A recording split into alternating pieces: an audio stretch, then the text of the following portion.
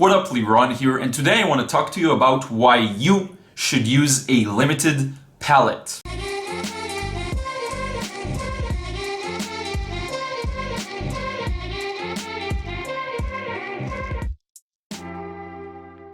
What's up, Liron here. Thank you for joining me in another video. And today I want to talk to you about why you should be using a limited palette. Now, there are several reasons for that, which I'm going to go over in just a moment. But first of all, I want to tell you, so I've been a big proponent of the limited palettes for a while now, and if you're watching my painting videos and other just vlogs and things I talk about, I mention this quite often, and so you are probably aware of this. The thing is, and I noticed this about myself, is sometimes I need to hear a message from several directions and different things, and maybe even hear it very boldly in order to really internalize it. So for the chance that maybe some of you have not yet really gave enough thought to that, haven't yet given enough thought to that, I really wanted to do this video where I actually talk about some practical reasons to do so, okay? So I prepared some notes to use while I do this. I just want to give you a few highlights of why I think it's super important. And the first one is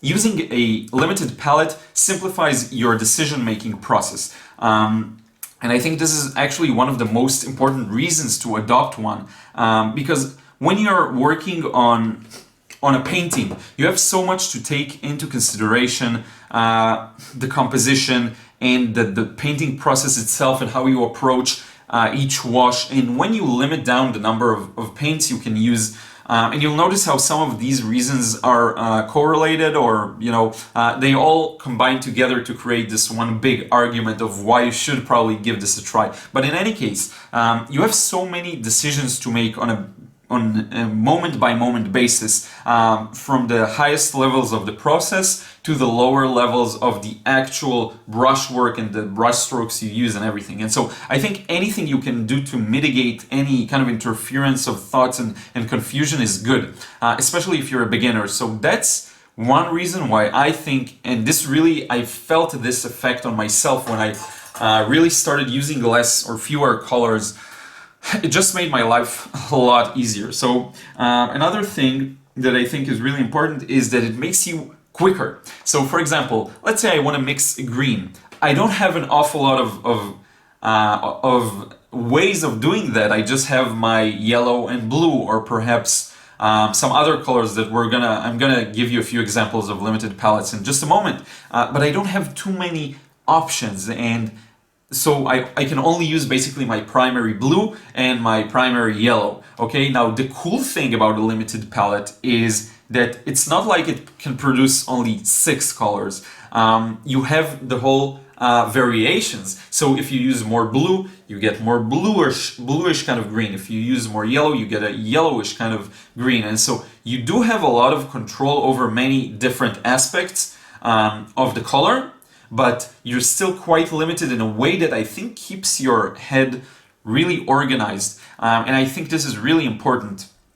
And so yeah, that's another thing that I think is key to that. Now, another important benefit, and this is especially if you're a beginner, is that it keeps, having a limited palette basically keeps the color harmony intact, and it doesn't create this weird mess of a painting. And this is something I really just happened to me a lot when I just got started, because the drawing part, I was already quite experienced at when I started doing watercolor about 2 years ago.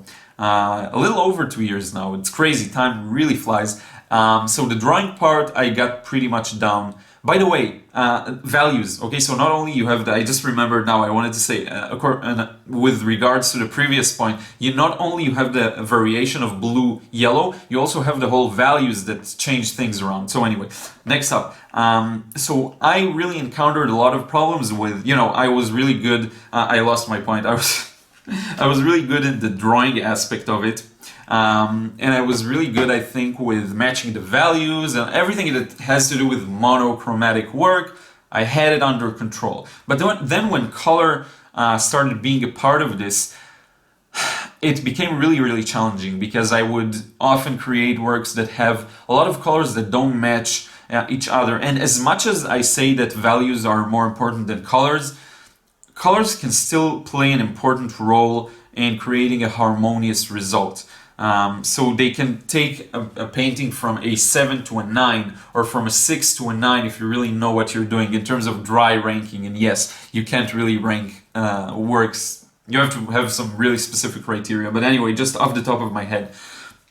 So I think just by using a limited palette, you know that all the colors are going to work together. You will avoid mixing weird kind of browns and things that are, you know, mud or whatever you want to call it, which you often get as a beginner because you just have 3 primaries. So your greens are in harmony with your purples, with harmony with your oranges, in harmony with your blues and yellows and reds, and everything works really nicely together. Your grays are made up of your primaries as well.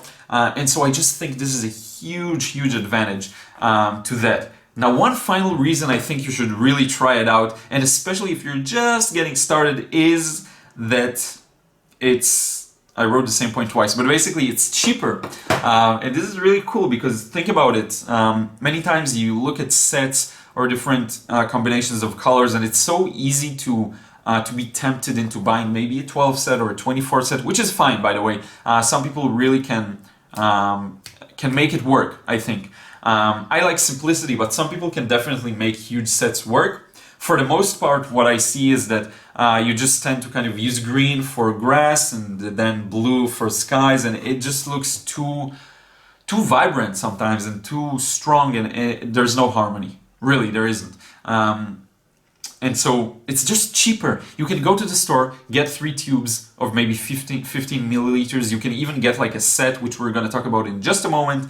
And you can just make it work so much more easily. And I think, for example, the art store I visit often will have an end of the year sale, which is going to be crazy. It's like 50% off. So what I'm going to do probably is go there and just think of maybe 3 or 4 different primary sets that I can get, not in a set necessarily, but combos rather, and I'll just go and get maybe 3 of each. So for example, if I want to try diving deeper into the Velasquez palette, I hope I'm pronouncing it right. So you have the yellow ochre, burnt sienna, and French ultramarine. I'll probably get like 3 tubes of burnt sienna, 3 tubes of yellow ochre, 3 tubes of French ultramarine, all 15 milliliters, so large tubes. And that way I can really dive deep into that and not be afraid that I'll run out of the paint or things like this. And so I just think it makes things a lot easier and cheaper.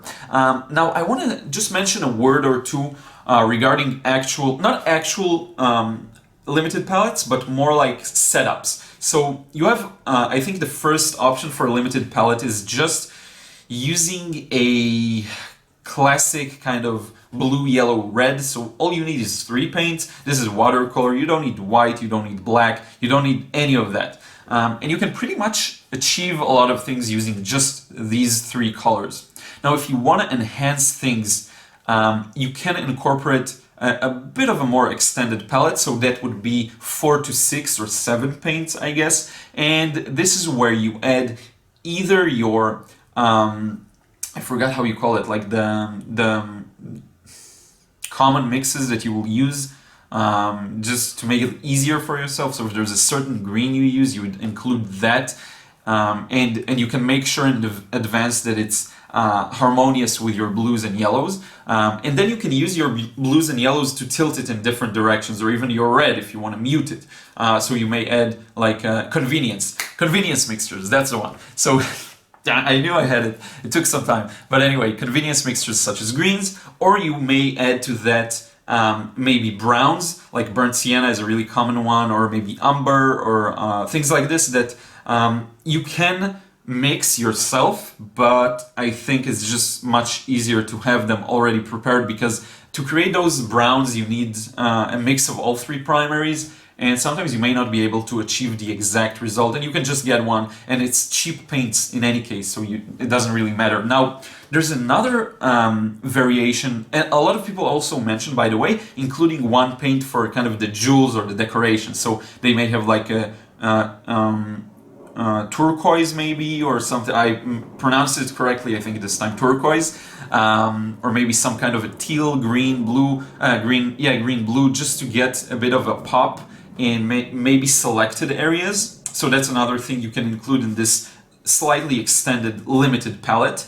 Now another way to approach this, which I think really simplifies it and significantly increases the range of colors you can create, because you can't create everything off of 3 colors. It's impossible. You have some colors that are extra vibrant, or you can't match it exactly.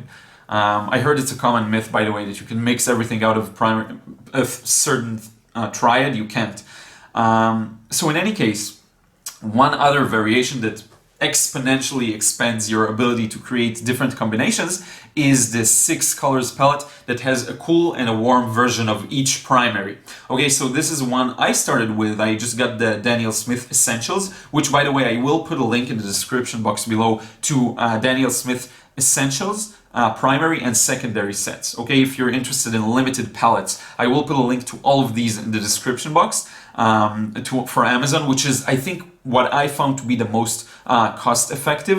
I didn't really make the proper research for Schminke ones, but I think these Daniel Smith ones are really, I think, a good choice in terms of bang for a buck. So I would check these out. So the Essentials, the Daniel Smith Essentials set is like the best option I found for this, which is just, you get the Phthalo Blue, French Ultramarine, so that's a cool and a warm blue. Then you get the New Gamboge and maybe Lemon Yellow, and then finally you get the Quinacridone Rose for a cool red, and then Pyrrole Scarlet for a warm red. And all of these could be replaced, of course. The Pyrrole Scarlet could be replaced with cadmium red, I guess. The New Gamboge can be replaced with chromium yellow, depending on the brand, or Indian yellow, which I love, which veers more towards the orange maybe. The blues can be replaced by ceruleans, azures, depending on the brand as well. And so you kind of get these 3 options. Again, let me repeat those. One is the extra limited palette, which is just red, blue, and yellow. Then you have the more extended one with some browns and maybe some decorations for popping, or maybe some convenience mixtures. And finally, you get the classic kind of 6 primaries, which is cool and warm versions of each, which is a great way to go about it too. So this is basically it for this video. I hope this maybe hammers in the point of maybe trying this palette for yourself, maybe arranging something. I think maybe it will be a good topic for a future video to find a very perfect primary set, because I still haven't found a perfect one. Actually, the Daniel Smith's primary set isn't perfect from what I remember. It's the French Ultramarine Yellow, Lemon Yellow, and I think Perlin Red. It wasn't perfect for me in terms of the exact results I wanted to achieve, but it was still decent, I would say. One of my most favorite ones are the Cobalt Azure, or maybe Phthalo Blue, Perlin Dark Red, and was it, I think, Chromium Yellow hue, or maybe even Indian Yellow, which I did the happiest primary set, and I will put a link somewhere. So anyway, yeah, this is it. I hope you enjoyed this video. I hope it gives you some motivation to go ahead and try this. It's cheaper, it's more efficient, it's quicker, it makes your life simpler, especially if you're just a beginner to watercolor. And this is it. I hope you enjoyed this one. Don't forget to subscribe here on YouTube, and also follow me on Snapchat and Instagram, and also check out my podcast in the link below, where I discuss more of the productivity and creativity and muse and the business of art and things like this that don't necessarily require you to look at me or demonstrate anything. Okay, so if you just want to listen to my voice as you drive your car, or as you go for a walk, or anything like this, I'd be super thankful and really humbled. So definitely check it out if this is something you may enjoy, and I will see you again in another video really soon.